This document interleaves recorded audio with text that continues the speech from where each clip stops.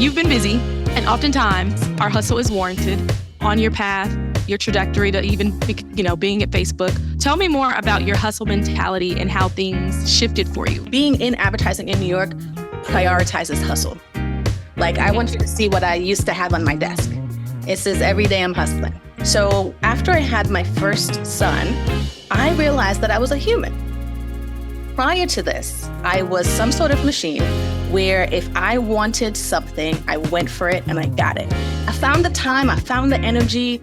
It was, nothing was impossible to me. And then I was pregnant and I kept falling asleep. And then I had a child and I did not sleep. And all of a sudden I realized that I can't do everything.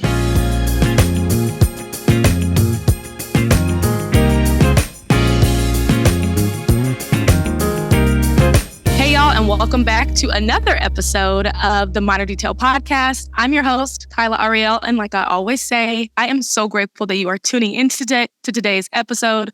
This conversation will absolutely be a fruitful one. I myself have been anticipating this. I don't know how long. Our guest today is amazing, truthfully, and I just can't wait to introduce you to her. So if you are tuning in, listen closely, because like I mentioned before, it's going to be a good one. Joining us today is creative marketer, people manager, and DEI advocate Neisha Tweed Bell. Neisha's background spans from the likes of Publicis, McGarry Bowen, and Facebook, or as we know it, Meta. I got the honor of being introduced to Neisha on LinkedIn, and I knew immediately that I would absolutely have to have her on the show. Neisha, welcome to the Minor Detail Podcast. Thank you for joining us today. Hello. Thank you for having me. I'm really excited to chat with you again.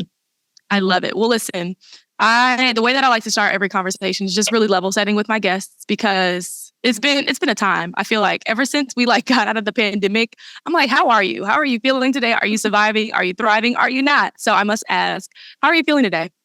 I appreciate that. Not just from a pleasantry standpoint, but I actually tend to start meetings similarly, where I ask people though to take out the personal side of things, because I feel like sometimes we don't want to say we're not okay. Another story for another day. But I ask people, tell me on a scale of 1 to 5 where you're at. Was 5 feeling on top of the world, thriving, and 1 being I'm struggling on my last leg?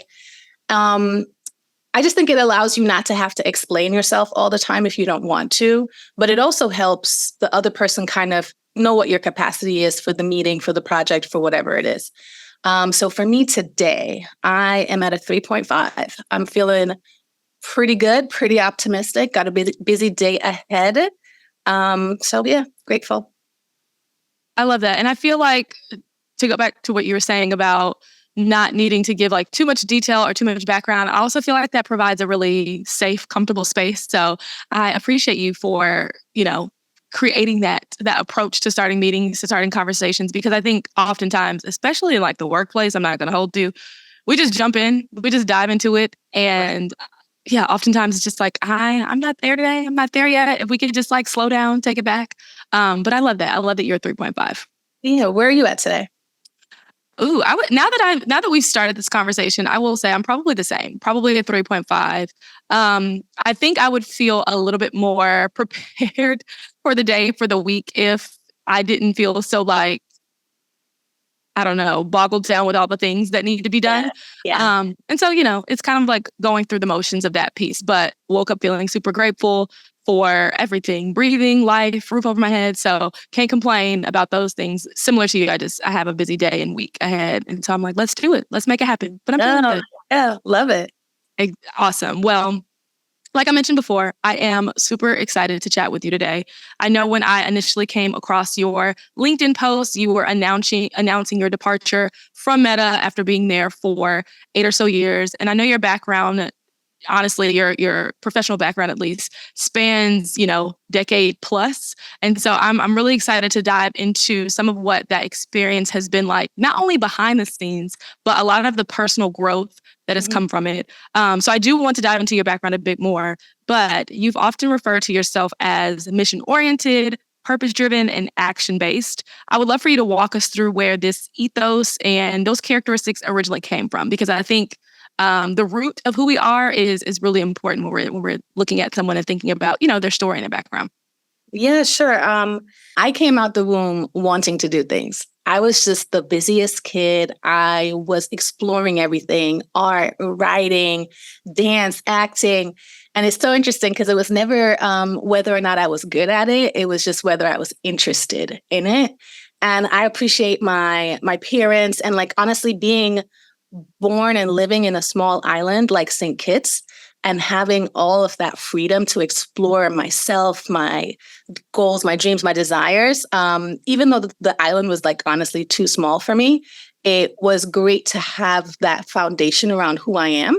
Because then I came to America when I graduated high school and saw how limited you are as a woman, as a Black person in this country, whether it's like active limitation or thought limitation, right? Mm-hmm. And so I didn't let that stop me though, right? I went to University of Florida, studied advertising and English, went to portfolio school, did copywriting, and then got into advertising agencies in New York. And I had always known that's what I wanted to do. I wanted to be a copywriter. I actually wanted to be a writer, but I also like money. So yep, that's important. That's an important piece. I feel like sometimes we don't want to say that, but that is the fact. I like things. I like doing things and going places, and money is the way to get that. So I went to multiple agencies, Ogilvy, McGarry Bowen, Global Hue, Publicis, always looking for what am I really interested in? What do I want to learn? What do I want to explore? And I was able to get skills around digital, experiential, multicultural, social, and all that kind of came to such a great, I don't know what the word is, but like a head when then I went to Facebook because it was, this is unlike anything else I've ever done, but it was also using everything I had always done. And I went there with this idea of how am I going to explore the fullness of who I am, what I want to do in the workplace. And gosh, I was so fortunate in that they allow that. It was the first time I was at a place that reminded me of my upbringing in St. Kitts where I wasn't limited. It was kind of like, you want to do that? Sure, go ahead. You think this is a good idea? Boom, make it happen. And so, I mean, I had 8 wonderful years of exploring and learning and just incredible impact. So I love that. And I think that it's so interesting how not only your career evolved specifically, but how you were able to make that distinction so soon at being at such a new place. You know what I mean? Like you have experience at all these other ad agencies, these other shops, and then you move into Facebook. And it's almost like, of course, correct me if I'm wrong, like the light switch, you know, like in a difference in the experience. I just think that's so interesting. Did you feel like prior to being at Facebook, did you feel like you needed something different? Or was it almost like you walked into Facebook and we're thinking like, this is everything I ever dreamed of, or maybe, you know, could have ever imagined it be? Good question. 2 things. One is initially Facebook was insane to me. I had the worst culture shock, and I had not even just culture shock, but in culture shock plus imposter syndrome, plus a genuine kind of what the fuck is going on here? Is this a cult? You know, it's doing. And so that it took me a little bit. It took me maybe a year and a half before I really got my feet underneath me, and I'm like, okay, this is what this is, which is okay, right? But like, I just want to acknowledge that, like, I didn't walk in like, okay, boom, I got this. This is what we're gonna do, guys. Sit down and listen. Got it all figured out. I'm here. I'm ready to go. No, yeah. Okay. No, multiple times. Yeah. Multiple times I was like, for real, this is wild. Also, why did you not hire me? But it was. And golly, I feel like I forgot the other part of the question. The first thing I want to say, acknowledge that. The second thing was finding what I was looking for, knowing what I was looking for, right? Gotcha. Yep. Mm-hmm. Yeah. Okay. What helped was actually the time in between. So I left McGarry Bowen without having another job or anything else because I knew that was not what I wanted. And I spent the next 5 or 6 months actually exploring what do I want. And it's so hard to articulate that because I was recognizing, oh, I'm an ACD, and the next thing is to be a CD. And then like, is that the path that I want? And is that the only option for me? So that time off was amazing because it helped me understand what is important to me, how I want to be at work, and what I want to gain from work. So I walked into Facebook with that energy. I love that. It's man, I'm like, we can go so many directions with this. I always feel like that in these conversations because truthfully, you're so right. You have an idea of what your trajectory should look like. And sometimes we don't pause or stop to think, is this actually what I want to be doing? And when we get in that position where we realize, oh, wait, I don't want to be doing this thing, it's oftentimes, I won't say too late, but we're already knee deep. It feels too late. Yeah. Exactly. So I love that you were able to make that distinction and really take a moment of pause to be like, is this the direction that I want to go in, or should I be thinking about things differently?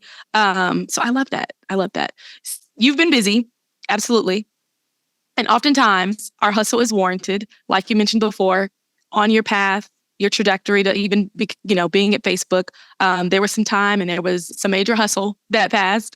You proudly wear labels of productivity and feel the pressures of needing to perform well in all areas of life. Tell me more about your hustle mentality and how things shifted for you or have shifted for you. Yeah, that's such a good question, a good point, because I feel like New York in particular, as well as advertising, but being in advertising in New York prioritizes hustle. Like, I want you to see what I used to have on my desk. It says, every day I'm hustling. And I had this on my desk and I looked at it because that's who I was. I was just like, I'm gonna get shit done. And I only kept people around me who were about getting shit done. Like, I was not about laxing and relaxing and all of that. And I love to work. And I actually have done like explorations with my therapist, and we've come to the understanding that I am addicted to productivity. I look at my day, I look at my to-do list, I look at, honestly, transforming things, changing things, being able to say I took something from A to B, or I created this as what I felt was really valuable for who I was and how I wanted to show up in the world.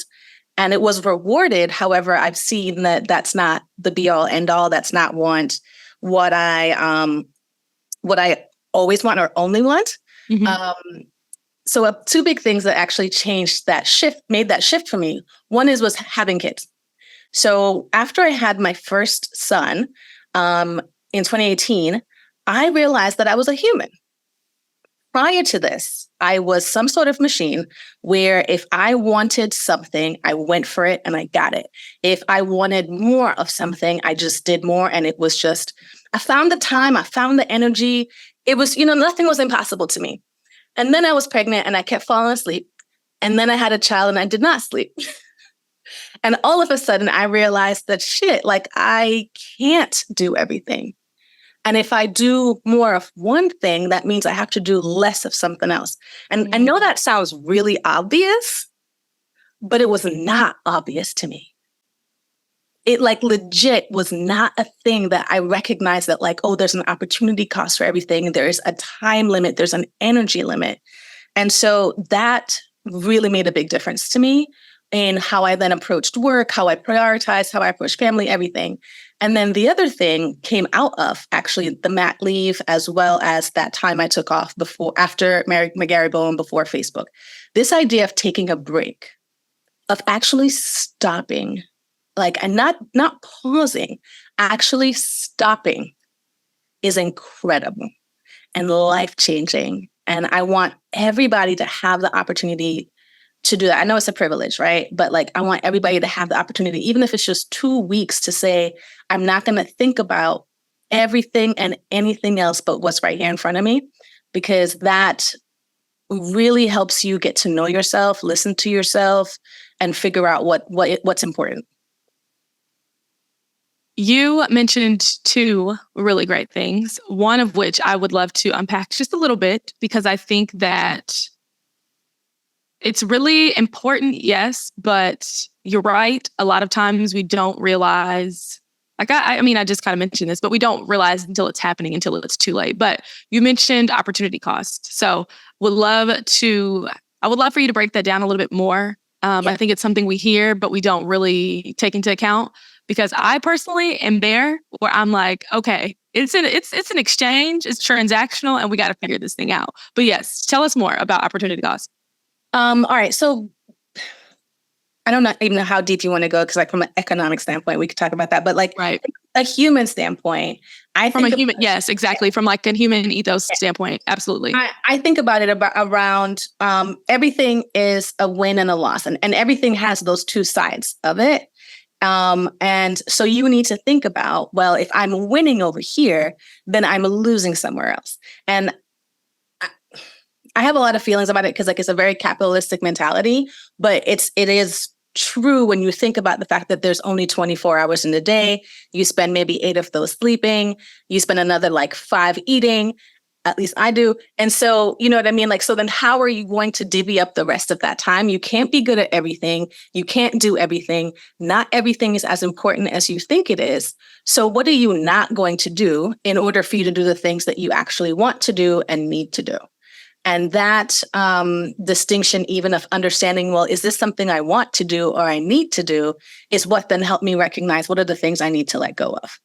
Instead of letting go of myself and the things that are important to me, like time with my children, or I like to go to the beach, you know what I mean? Like, or just like sitting at the beach or whatever.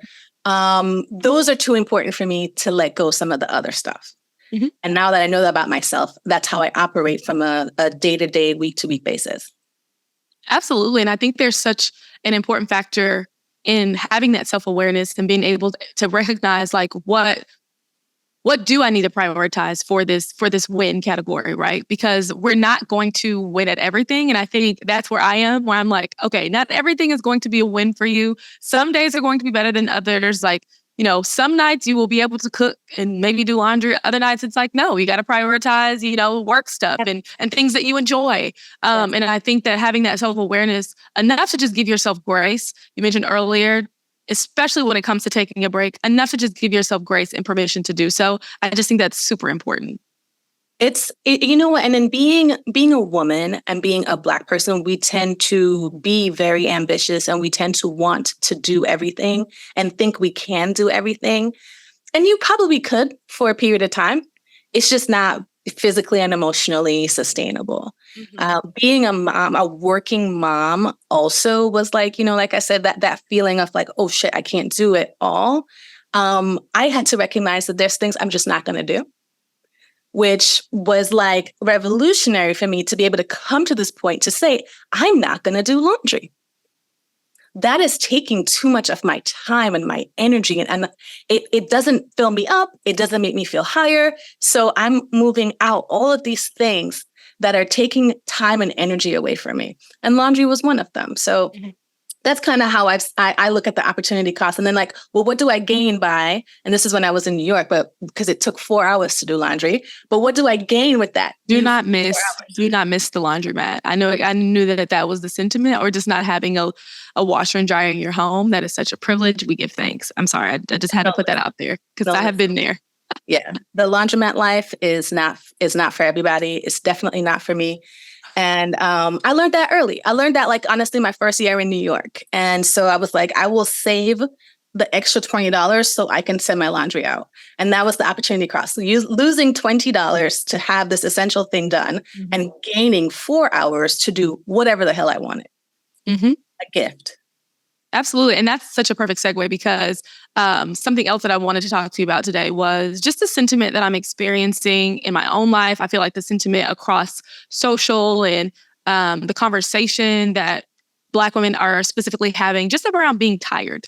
We're tired of doing it all. We're tired of wearing the capes. You mentioned paying a little bit more for laundry. I'm seeing a lot more conversation just about investing in making life just a little bit easier, whether that be having a home cleaner, or like you said, like a laundry service, or maybe, you know, purchasing meal preps, or whatever that investment looks like into your personal life so that you can thrive in other areas. But all in all, I am experiencing this sentiment. Absolutely, for sure. And what you mentioned before was that sometimes we have to give ourselves permission to take these breaks. But what are your thoughts on those of us who experience a little fear around stopping, right? Being Black women in the corporate space, being Black women who are even entrepreneurs, who are really wanting to succeed, you know, that fear of stopping. You talked a lot about your experience with taking breaks and taking rest, but What are your thoughts on those of us who maybe listening in that don't necessarily feel comfortable with stopping? Yeah. And that's real, right? Like, I appreciate you sharing that and being open and vulnerable about that, because I think that we don't have enough conversations about why we're not resting or stopping or whatever. I think one of it is generational trauma and oppression, like, and not to get too deep, but we come from a group of people that was made to work all the time. And our value was driven by the work that we did, our output. We were basically oxen. So when you think about that, whether or not you're thinking about it, whether or not, like, it's kind of in our DNA that, like, okay, well, we need to work. We need to do things. I need to be productive. Then you think about the oppression side of it, of just the stereotypes about Black people being lazy and all this stuff. Like, I feel like part of me working was also to show that I'm not like that. Right. Mm-hmm. And so whether or not I did it consciously, right? Like, I think we're all kind of fighting against that. The next thing I think is that we're scared to slow down. Mm-hmm. One of it is, like, we don't want to take our foot off the gas because there's momentum going. We're feeling good. We're seeing our career trajectory. We're seeing all this stuff. So it's like, if I slow down, if I stop, am I going to lose this momentum? Am I going to lose that energy? Am I going to lose the support I have? Are people going to look at me differently? All of this stuff where it's like, it almost feels like, if you were to pause for a second, even that other people are going to kind of overtake and everything. Mm-hmm. So there's that whole fear of what will happen if I'm not there. And then the last thing is, I think that we feel like we need to earn rest. Mm. We feel like we need to be worthy of taking a break. I need to do all of these things and be at this level and have this much money before I could pause for a minute. Mm-hmm. Right. And that is the thing that, because this thing that we're trying to reach always moves, constantly moves. So we're never going to be able to stop. And then we've got all these other things around us that are false wind behind our back. It's really rough. We tired. We are tired. And it's so crazy, right? The idea that we feel like we need to earn rest. And I'm sure you're guilty of it. I know I am. So that's not a statement of, just judgment. Like, yeah, it's not judgment. Exactly. Because I think, again, I have had those moments. And in recent times, I'm like, okay, this is not something you earn. This is not a privilege. It's a requirement. It's a literal requirement. It is a requirement. Your body will not work if you don't rest, right? And it's so interesting because, like, I see it sometimes even with myself, where I'm like, I make this to-do list for myself for the week, for the day, whatever. And I feel like, okay, well, I can't sit down and watch a show until I finish my to-do list. I don't deserve it because I didn't do my work and all the things that I needed to do. Okay, I'm sorry. I'm triggered. I'm just like, where does that come from? And you mentioned some of it. Absolutely. Yeah. Some of it does stem from systems in place, from, past oppression, but also, current oppression and systemic, systems that exist. But I'm just over here astonished because I'm like, wow. So I go through this and you go through this. And then, you know what I mean? It's like, we're not even in the same city. We're not even in the same family.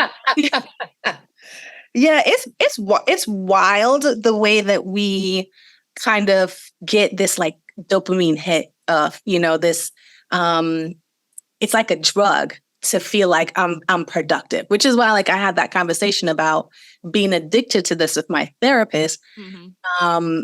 Because it's like, this was in 2022 where she was like, you could stop now. Like, nobody else is doing anything. You can chill.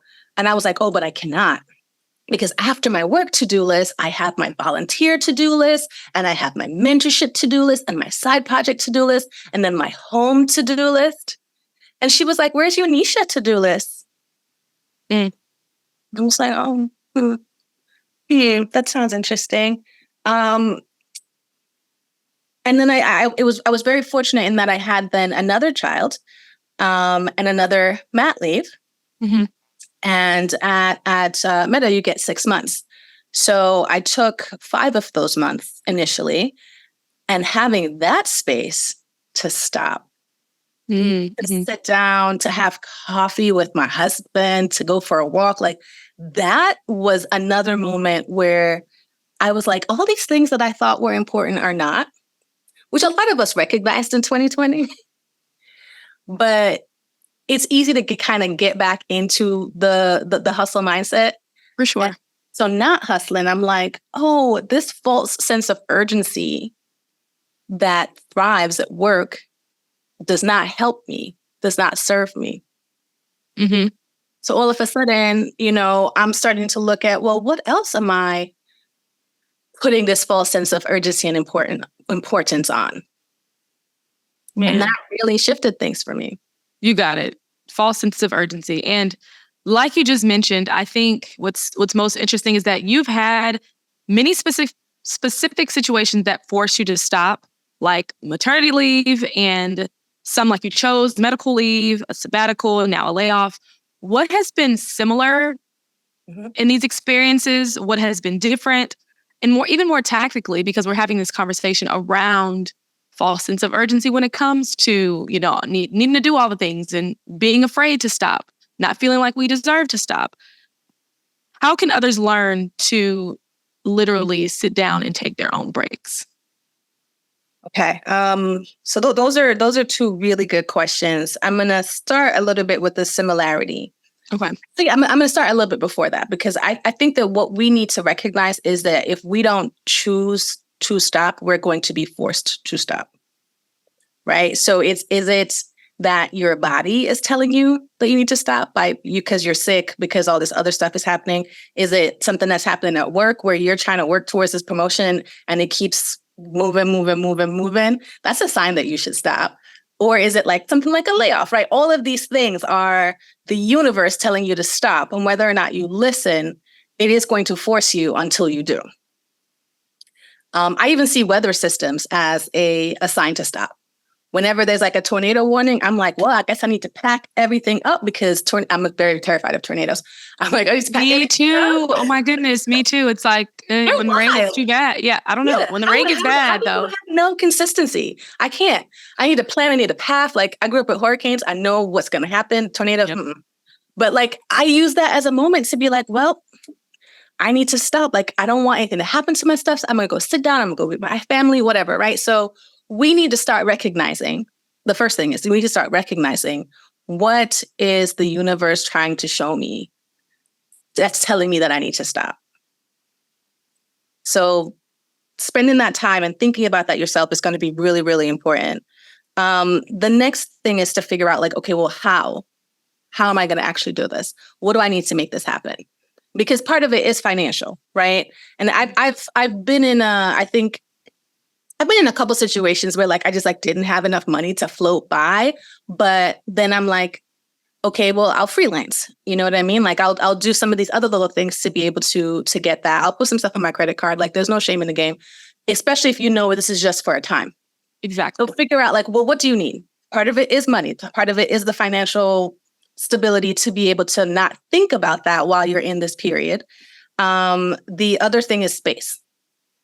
So is it that you are going to stay home? Are you going to go somewhere else? Are you going to like, you really kind of can't be doing the same things that you've been doing in a moment of rest, in a moment of stopping, because you're just going to start filling your time with all the things where you're like, I'm supposed to be doing. Mm-hmm. All of a sudden you're like, I have to do all of the laundry. And, and it's like, I need to iron my sheets, like crazy shit. You start making up for yourself that you have to do. So you need to have the means, you need to have the actual time, and you need to have the space. Those are some of the things that I've seen that really have made a difference for me. And then like you need to think about, when am I going to go back, but not necessarily have that as a hard and fast thing. Because like when you start thinking about, oh, I have to go back in 2 weeks, I have to go back in 3 days, anxiety starts coming back, and you need to give yourself enough time that you're excited to go back. Yeah. You have to give yourself enough time that you can heal, that you can listen to yourself, that you can really allow the universe to talk to you and yourself to talk to you. I love that. I think what's interesting is that the last point you made around not giving yourself a hard stop, I think it's a very unique position to be in. But in my experience, I've definitely been in a situation where I thought I would be ready sooner. And sooner ended up going from like 3 months to 6. Yeah. And you realize, like, actually, I'm not quite ready to get back into the grind, get back into the rat race or the hustle, whatever you want to call it. And I'm really enjoying taking these moments and having the opportunity to just experience life day by day. I just think that it's real, and you mentioned earlier, it's definitely a privilege to be able to sit down and take a break, especially an intentional one that spans over time. But you would be surprised by how ready you may or may not be when it comes to allowing yourself to kind of unravel a little bit and get out of that mindset that you were in initially, to kind of look at things a bit differently and really make a decision for how you want to move forward. Yes. And that's a really good point, because I think that you have to set a goal for your break, right? You have to say that, like, okay, well, I'm going to work on X, Y, Z. I'm going to figure out ABC. I'm going to really, spend my energy on whatever, because then when you do it, and it doesn't have to be everything, because like you're not going to be completely healed, especially like somebody like me that's been working nonstop for 20 years. It's like, well, what is it though? Like, am I trying to figure out what I really want to do? Am I trying to figure out how do I manage everything? For me in 2021, I was trying to figure out how to rest. Mm-hmm. That was actually like my goal during my maternity leave, which I know sounds kind of crazy, but it's like I have a newborn. I don't know how old the other child was. He was like 2 or 3 or something. And it was not a restful time. But I was home and my mom was there. So it was like, okay, well, how do I figure out within this chaos, without the chaos of work, what rest means? Mm-hmm. That was a great exploration for me. And it took me months to figure it out. Absolutely. And sort of like you mentioned before, coming out of, which is interesting, is that 2021, you were trying to discover how to rest. We just came out of a pandemic. We were all forced to sit down. I think our perspectives shifted a little bit. Actually, a lot. I will give us more credit. Our perspectives shifted a lot, but now we are closing out 2023, and I'm starting to see a slight difference in that approach. Right? I feel like we're kind of getting back into that routine, getting back into some form of normalcy. I don't think we'll ever just be, normal, because it happened. Yeah. But I do feel like right now we're kind of going back into the direction, or the opposite direction, of how we were once really prioritizing rest and just like ease and slowing down a bit. And that's just a shift that I'm seeing. And I've been thinking about it because I'm like, I don't know that I love this. Truthfully. I do not love it for us. It's unsafe, and we know it's unsafe, but we're just kind of like, we're going to just let it happen. Again, this is why having the thoughtfulness, the purposeful thinking around what kind of life do you want? Mm-hmm. I think about that a lot.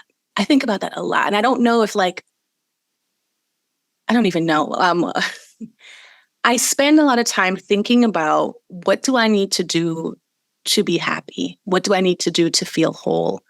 And because I spend a lot of time thinking about that with my children and my family as well, though. Mm-hmm. So, right, I recognized a few years ago that my legacy will be creating space for women of color to thrive in corporate environments. Mm-hmm. That is what gives me joy. That's what drives me.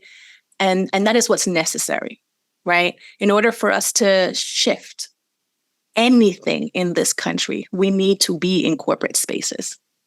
These corporate spaces are not meant for us. So I'm trying to do as much as I can to A, bring more of us in, B, create a space that we could be successful, and then C, change the fucking system. Mm-hmm. Absolutely. So that mindset then helps me recognize that in order for other women to be successful, they need to see me being well. Mm-hmm. Oh, that is good. That is good. In order to change the system, other women need to see you being well. They need to see that, like, and I operate now with a level of vulnerability to say, like, well, these are the things that are hard for me, or these are the things that I've overcome, because I don't want anybody to have the false idea that I just have it together and everything works out for me or anything like that, right?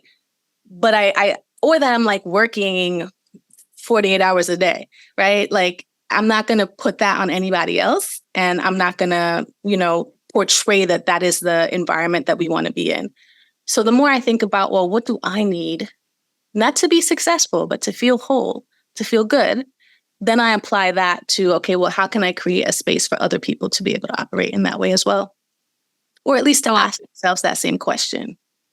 Absolutely. And I think what's so interesting, because hearing you talk about that makes me think about identity a little bit and how we recognize ourselves, how much our identity, takes up space in our lives. And it makes me want to talk about identity a little bit more specifically, especially as it relates to what you mentioned about Black women thriving in the workplace, because I think that it's such a key factor in how we show up. We've seen a lot of situations where people become engulfed by their identity in the workplace, or work really becomes their whole identity, their recognition, how others view them. Has that ever happened to you, one? And if so, how did you navigate that? And then maybe we can talk a little bit about whether or not it was rest that helped you navigate it, or if you, I know you mentioned therapy earlier, if you ever unpack that there. But yeah, I think it's so interesting because we put a lot of weight in our identity. And sometimes that weight does not always come from the right places, is what I'm trying to say. No, this is, I love that we're talking about this because we are what we do, right? We're not who we say we are. We are what we actually do. So if all of our time and our energy is spent on work, then that is going to become what our identity is and who we see ourselves as. And this is honestly why a lot of people, when they are laid off or they don't have work, they have a hard time feeling whole because they put so much stake into what they were doing at work. I was very fortunate when I first moved to New York and I was a junior copywriter. I lived with 2 nurses, and I very quickly understood the difference of a bad day at an ad agency and the difference of a bad day at a hospital. Mm-hmm. That perspective has sat with me. I'm constantly reminding myself, my coworkers, that what we're doing here is fun. This is exciting. This is interesting. This is not saving lives.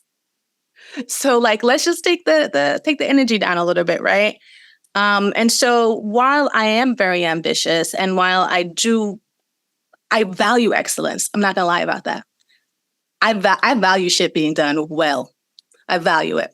Mm-hmm. And while all of those things kind of fuel me and push me, I recognize that it's not because of where I work.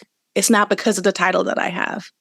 To be honest, I very rarely told people I worked at Facebook. I would say I work in marketing. I would say I work in sales. I would say all kinds of stuff. I would literally fill out forms and they were like, what do you do for a living? And I'm like, I write emails. Because that wasn't, and I mean, that is what you would do, right? But because that didn't make up who I was. It was a space that allowed me to explore who I was, to be who I am, and to live the life I want to live. And I think we need to be able to figure out and understand, is this job tied to my purpose? Is this my purpose? This job right here? Because if that's the case, then you should go do your own thing. Don't go work for somebody else, right? If that's your purpose, then why you putting money in somebody else's pocket? Oh. 9 times out of 10, the answer is no, this is not my purpose. For me, it's a little bit different because I am trying to break down corporate systems of oppression. And so I do need to be in these spaces, but it's not my be all and end all. It's not the thing that makes me who I am. I'm trying to think of what else, because we talked about it. Yeah, no, I think you hit some really great points, given the fact that, number one, you didn't tell people you worked at Facebook. I think that's super interesting because oftentimes, at least what I see in current culture, it's you get a new job, you shout it to the mountaintops on LinkedIn, and then everything kind of revolves around that, right? Yeah. I feel like my own personal experience in corporate has been slightly different post COVID and working in advertising as well. Working remotely and sort of having, it's you go to work virtually, right? You go to work, you're this whole person. And then as soon as you close your laptop, your life back to normal and you're back to who you are.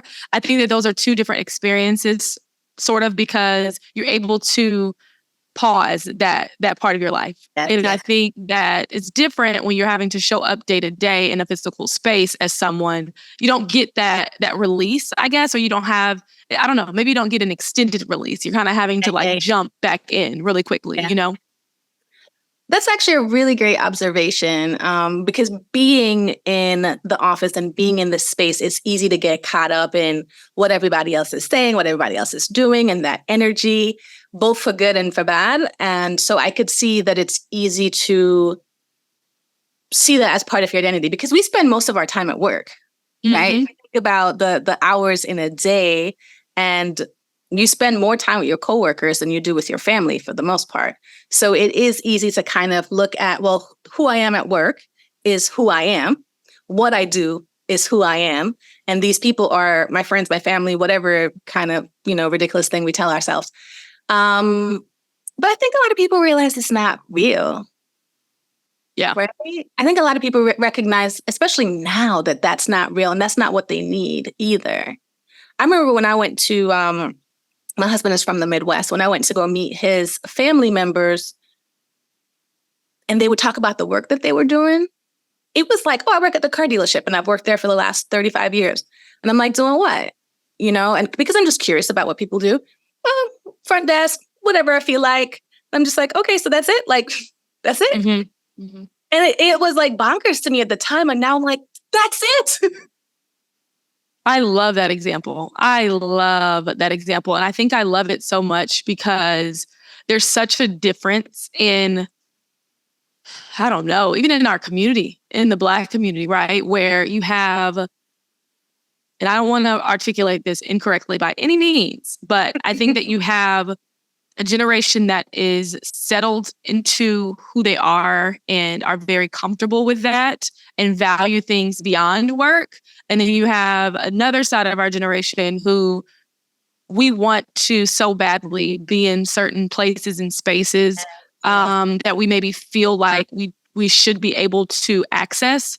And we're working so hard to be able to access those spaces that we put so much energy and value into that being our identity. And sometimes those other core values, they seem to fall off a bit. And I think I have this conversation a lot in my own personal life as well, and being able to recognize that there should be a balance. While it's okay to value the up and up, the rising, there's also great value in the things that, keep us grounded in our day to day. And I just love that you gave that example, because absolutely, that's it. It's enough. You think that you need so much more, first of all. So I do want to mention what you, something that you said. I mean, we talked about the false sense of urgency, the false sense of importance. There's also this false sense of status. Ooh, girl. Right? Where we feel like having this title, working at this company, all this stuff makes us above, right? And so I think a lot of people are chasing that. They're chasing like, well, what's going to make me feel good about myself? And then it must be these things. And that's why I'm very clear that like what I like is money, not the title, right? You can call me head janitor, but please put a couple more zeros on that check, right? So I think we need to take the time to think about that.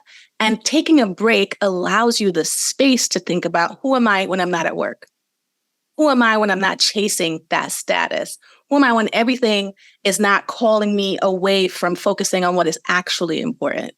Mm-hmm. And then you can start seeing, wow, I deserve rest. And I deserve to do nothing. I deserve to slack off, which has been so hard for me. The idea to just kind of be like, I'm going to be like, F it. Today, I'm going to day drink. My husband on Fridays, we're like, let's have lunch and let's order a bottle of wine, right? And so I have to sober up by the time the kids come home from school at 3:00. Like, the reality of that is, but it's not going anywhere. Basically, it's still here. But the idea that you don't have to always be moving, always be doing, like you cannot hear your thoughts when you're just running around. Mm-hmm. You can't. I recently started running and I hate it, but I recognize that like when I'm doing it, all I'm thinking about is doing it. I'm like don't fall, don't fall, super clumsy, breathe, hold your core, like all this stuff. And that's all. I spend the entire time just thinking about what I'm doing there. I feel great afterwards, but like it's also emotionally exhausting sometimes. And we don't recognize that that's what we're doing at work. We're just constantly thinking about what are we doing? What are we going to do next? What are all the things? What is somebody else thinking about what I'm doing? But are we checking in ourselves and asking, how am I feeling? What do I need? Am I okay? Man, it's so good. And what I'll say to tie this piece up, because we could talk about this all day long, truthfully, is that being able to slow down, whether it be rest, whether it just be taking more intentional time to tap into yourself, I think it creates space for you to recognize, which you talked about this early on in our conversation today, but it takes space for you to recognize what it is you actually want to be doing. Like when you started out as a copywriter and then, leveled up into CD and then was thinking about potentially going into an ACD role, like you really could have, I won't say thrown off your trajectory by any means, because what is meant to be will be, but you really could have, missed the opportunity to step into what it is that you need to be doing, like what it is that, your purpose is rooted in. And I just think it's so important. I was even having a conversation with a friend yesterday about this. Mm-hmm. When you're feeling it on your heart, when you're feeling like this is what you need to be doing, it's okay to go after it. It's okay to try something different. And I also think what's so unique about what you've done in your career is that you've literally created roles and positions based on things that you were passionate about, based on things that you were curious about, based on things that you were interested in. And I think that that's while it's a privilege, it's such an honor to be able to move and operate like that in those spaces. And I think that is something that I'm sure you can 100% attribute to slowing down and just taking rest. Mm-hmm. Am I right? 100% right. Like, because I take the time to ask myself what do I want to do? What do I need to be able to do that? And then what do I need to not do to be able to do that? Right. Because again, the opportunity cost. I mean, sorry. I don't even know. Oh, sorry. I find that, oh my gosh, I completely blanked out. Kyla, I'm sorry. You're good. Listen, we can get back to it. Yeah, of course. Okay. We'll edit this piece, but we were talking, I want to help you get your thought back because I feel like it was super interesting, but it was when you were speaking about, when you were just speaking about rest and prioritizing, or just, I guess, how navigating breaks has helped that. It really just, I guess that's the thought that came to mind. Yeah. And then, being able to then be purposeful coming out of it. Yes, okay. Exactly. I'm back. Thank you. That's such a really interesting question and a really great point in that, when you start to listen to yourself and you start recognizing, well, what do you want? Then you can start figuring out, well, what do I need to do more of? And what do I need to do less of in order to be able to accomplish that? And is this the space that I can do that in? You know what I mean? Like you start, like when you take these breaks and all of a sudden, you're not getting all the emails, you're not running to meetings, you're not doing all this stuff. You're able to kind of think about, well, what does bring me joy? And I ask people that a lot. I ask people like, what's something you did today that brought you joy? And if it's not work, that's okay. But you need to then look at, how do I do more of this thing and less of that thing? Work has its place, right? Mm-hmm. It's not 9 to 5. It's 9 to whatever. But you still have to recognize that, like, if my purpose doesn't lie in this place, where can I put my purpose? Where can I focus on that? And how is what I'm doing most of my time helping me achieve that other thing? Mm-hmm. I love it. So I can't help but wonder, based on where you are currently, and sometimes I hate this question, but what's next for you? What are you loving? Are there any projects that you're working on that listeners can keep an eye out for? I imagine that while, yes, you are prioritizing rest, you're doing what you do best. You're thinking about the spaces and the places that bring you joy, that you're passionate about, where you can truly add value. So I would love to know more about what you're doing. So I'll tell you, this is the first time in my life where I don't have a clear plan. And that requires a lot of unpacking in therapy, but it's good for me to be able to recognize, then what does it mean to not have a plan? And why do I need to have a plan? Like, you know what I mean? Like, so I'm working through a lot of that. I'm exploring a lot of things. I'm looking at full-time opportunities from a creative standpoint. I'm looking at consulting from an inclusive marketing standpoint. And honestly, I'm looking at how do I give more time and energy to helping women of color come up. So like, what are some workshops I could do? What are some like, you know, cohorts and mentoring and different things that could be really helpful? I think that is honestly has always been a thing I've done on the side. And now I'm thinking about, well, what if I were to do that first? And then everything else came second. I love that. I can't wait to see what you're working with, truly. Workshops is the one that sparked my interest. So I'm going to be looking myself because I will let you know.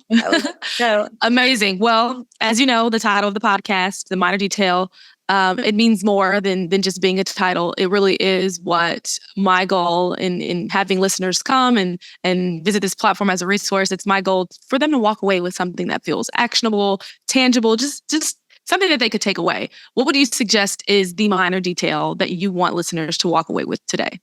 Ooh, can I give you two? Absolutely. You can give us as many as you like, but I didn't want to get too greedy. No, don't let my Virgo energy make a list. One would be, I think, book that PTO, right? Like book it and be purposeful about it. Like, I'm not going to lie, again, Virgo energy, but I book out the whole year. I book out extended periods of time to say, these are the spaces I'm going to be moving into. So I have something to look forward to so that I know that there's a scheduled break already. I mean, I don't work on Fridays. Like, I really have like figured out how do I engineer my life and create that infrastructure that allows me to actively take breaks. So please book your PTO, book it. And then maybe think about what you're going to book after that. The next thing is to don't book over therapy. I remember one of my, actually it was at Global Hue, I was standing outside my therapist's office and my boss called me and was like, I need you to come back for XYZ. And I don't think he knew that I was at therapy. He just knew that I was out. I think he may have even assumed I was having lunch, which that was the first time I set a hard boundary. And I was like, oh, I'm unavailable right now. And so from that point, I actually recognized that because like I went back to the office. I'm like, what did you need? He was like, copy for something. I'm like, oh, nobody died? Okay, we're good. I didn't miss anything. So whether your therapy is working out, whether it is spending time with your friend, whether it is actually talking with a professional, don't let work take that time away from you. You deserve it and you need it in order to feel whole. So book your PTO and do not book over the things that are important to who you are and you getting to what is actually joy in your life. Drops mic. Well, y'all heard it here first. I hope we're not booking over therapy. Like if you're going to see a professional, I'm encouraging you to continue to do so. But I love that perspective you had on other things that could potentially be therapy as well. But we're not skipping out on joy over here. This podcast it might as well be named the Joy Podcast because listen, that is another just pillar that is so important to me. And for those of you listening in, I hope that you really thoroughly could enjoy this conversation, but feel inspired to turn around and take action in your own lives, to prioritize rest in your own lives. Neisha, thank you for being here today. This is such a fruitful conversation like I knew it would be. We'll have to do this again sometime. We got to figure it out. I love chatting with you. Thanks so much for having me. Absolutely. Well, thank you all for tuning in. Until our next conversation, we'll talk to you soon. Bye. Bye. Love it. That was